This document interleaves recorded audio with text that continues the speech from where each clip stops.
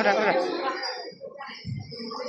Yaxşıdan beş bulur, fidin bera qalmayacaq.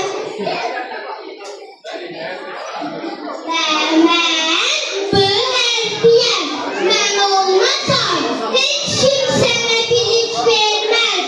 Sən heç bahar gəldiyini bilməzsən. Əmə salsın, mənlə başlayan bayraq düzəlməz.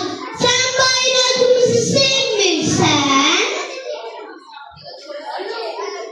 Sevirəm, əlbəttə sevirəm, amma bu oxumaq çox çətindir axı. Hərflər bir-birinə qarışır.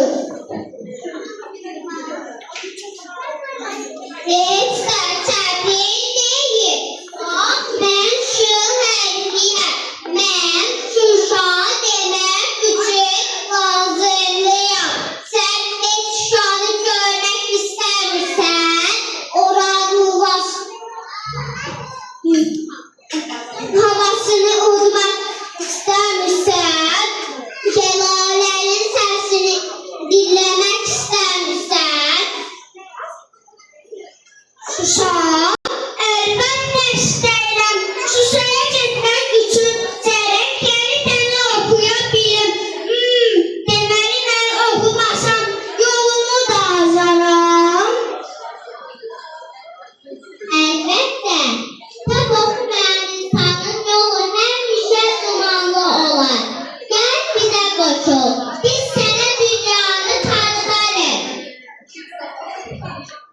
Bağışlayın məni, əziz şəriflər. Mən elə bilirdim, siz sadəcə çağın üzərindən cızma qarasınız.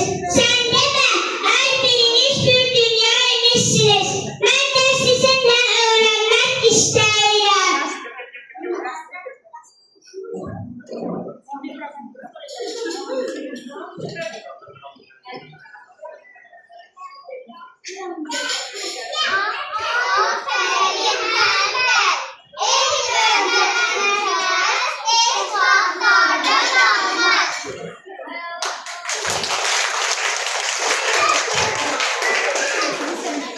Aynı şəkildə.